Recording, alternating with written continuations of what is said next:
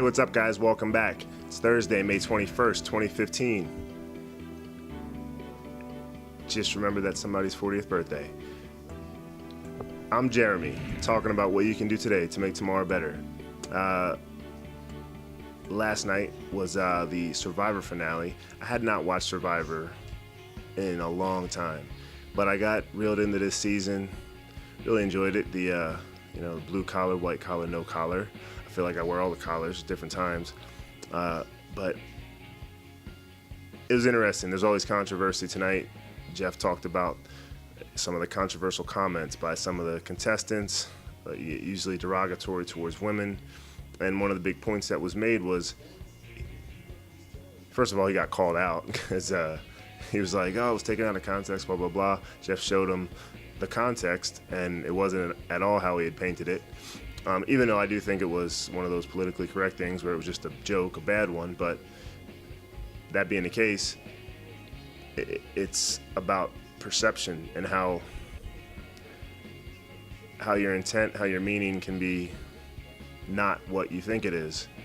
And sometimes it is, and sometimes those lines get blurred when you kind of are, but you kind of aren't, but you're so used to being a certain jovial or joking way, and then even when your intent may be slightly different, it comes across the same way because you're so used to being that way, if that makes sense. So to take something from that as a tip, I would just say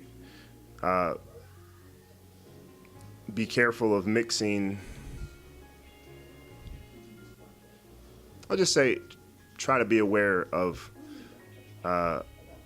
reality as opposed to perception, and even your own perception of how you are, because it's very difficult to judge how others perceive you.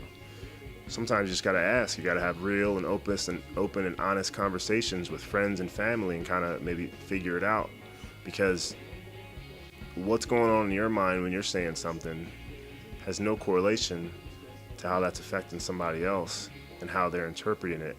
And then beyond that, especially when you're talking about reality TV or even just bystanders or people that are around observing that you may not even know about, how interactions you're having or how things you're saying or doing may be being construed or misconstrued, or how they're being taken by people maybe in a way that you do not intend, or you would like to think you're not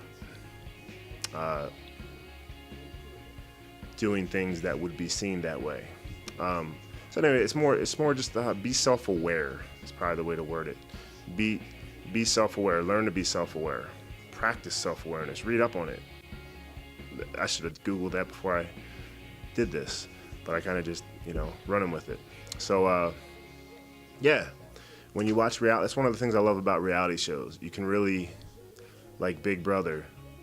Thanks, sis, for getting me into that back during the writer's strike.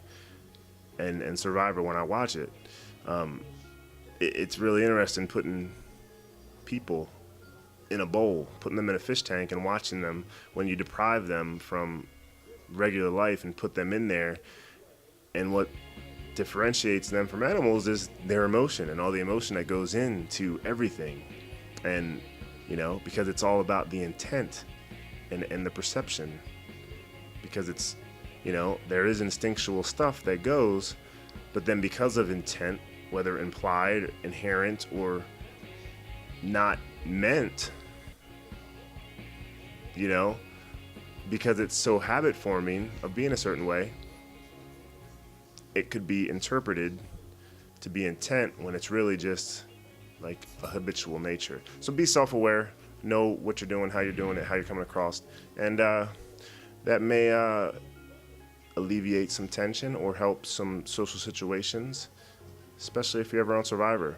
So, hey, happy birthday if it's your birthday, and have a good one. I'll see you tomorrow.